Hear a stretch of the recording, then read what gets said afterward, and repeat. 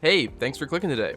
Before we get into it, I should point out my last video was going over what does and doesn't increase the damage of the Relic sword, so if you have any questions on what I am and am not using, go watch that video first. And then for anybody who has seen that video and suggested some testing in the comments, I'll have a little bit more testing at the end of this video, but the main reason we're here right now is so that we can figure out the max possible damage from a sword combo against Crota. So before we get into testing combos, there's some things we need to know regarding the sword and its animations. What you're seeing on screen right now is just the heavy attack, and it's pretty slow, but we can actually speed it up.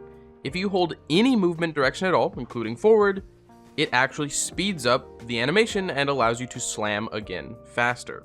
So you should be doing that. The next thing we're going to look at is aerial attacks.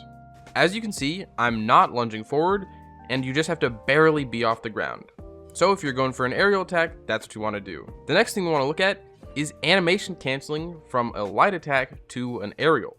As you just saw, you can just swing, and then anytime in that animation, you can right click and you will do an aerial attack. So moving on to pretty much the last thing to cover our bases is that there is a special combo that this Relic sword does, where if you do 2 light attacks and then a heavy, you will do, well, a special heavy attack. So right now we have about 3 options. We have normal light attacks and heavy attacks, then we've got the aerial versions of the heavy attack and the special combo. But now let's see what the actual damage values are, so we can start to string them together. Starting with the most simple, we're just gonna go with 1 heavy attack. This brings us to 29,040 damage. And for the purposes of testing, this was at 1810 on all of my weapons and my armor. And again, this was grounded. Next, we're going to do an aerial heavy attack. This can be performed from any height, but just for the purposes of showcase, I'm going to do it from about as high as possible. And as you see, we actually hit a different number, but it was lower, which is very, very odd. However, I actually think I know what's going on, especially regarding the comments saying that aerial heavy attacks actually did more damage during contest mode, but now they actually do less. Well, I'll have the answer to that at the end of the video. Moving on, I'm going to show you a heavy aerial again, but this time from an optimal height, not some silly, really high in the sky, just so you can tell that there's no funky damage scaling from distance or drop height or whatever. As you saw, I didn't lunge forward, 27,126 damage. So with all this information about the aerial heavy attack, you shouldn't be doing it.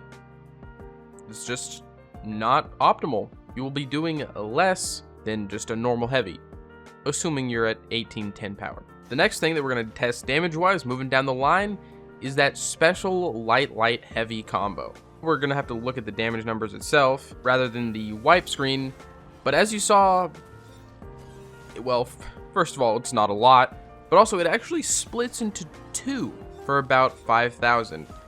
So a light heavy combo gets you 28,000 damage, which is pretty abysmal. That's less than just 1 heavy. So while the animation is cool and it's a little quirky that you can do an input combo for more damage, I guess, just do 1 heavy attack.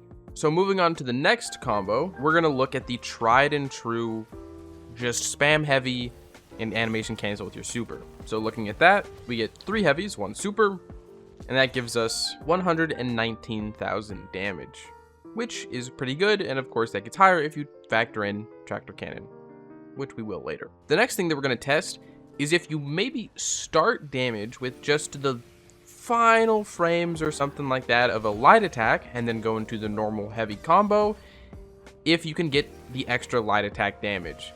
And what I found is that you can't. You just don't have the time to get an extra heavy attack in there, and so you lose about 20,000 damage versus just doing heavies. And with that, aerials are off the list, light attacks are off the list, so it's kind of just heavy attacks. And for the true optimal damage here, we've got tractor cannon and then the combo you just saw 2 clips ago. And with this, you can almost bring down his shield with 1 sword, giving us 154,000 damage, which is pretty good, considering that is actually the most you can do. I should mention here, however, the 1 sword is possible if you get very lucky. I don't have footage of this, but if Crota actually gets hit by the sword super twice, which is very rare and it requires Crota to have a very funky hitbox when you use it, then you can bring down a shield in just one sword. But even with my testing, I couldn't get it to happen, so it is extremely inconsistent. And that's it for the max damage combo. You're using heavies, you use tractor cannon, and that's how much damage you can do. But continuing on from my previous video, I wanted to do a little bit more testing on some things that I didn't cover that were notable mentions, whether or not they actually worked. And spoiler alert, since we're this far in the video, they didn't, because I wasn't using any of them just then to get max damage. So the first one I'm showing off for this, regarding buffs and stuff and testing, is Star Eater scales. Here is a super without Star Eater, 31,932. Then we'll just skip straight to a super with Star Eater, and I deal 31,932. So that's no increase. The next thing we did was Foetracer with the same subclass damage increase that it just got this season, and using the sword super as the ability to hit Crota, and hopefully the sword being the damage it's going to increase, we get nothing. Same damage across the whole combo. The next thing I tested, which I thought was going to work actually, was Aeon gauntlets, having my friend on Sect of Insight and me on any other Aeon. This means when he finishes the sword bearer, I would get a damage increase. And you can see the damage boost on my buff section of the screen, and I'm going in to do some damage, and it's the same. So, even though it looked promising, still no dice.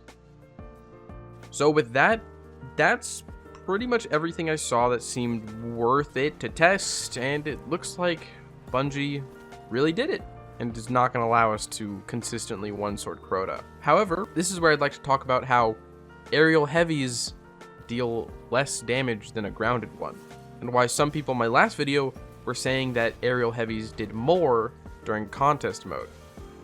And the answer to this is that for whatever reason, aerial heavies and supers do not interact with our power level at all. If we go back to the hunter clip we saw, we can see that we deal 31,932 damage. And during this clip, my hunter was not max level at all.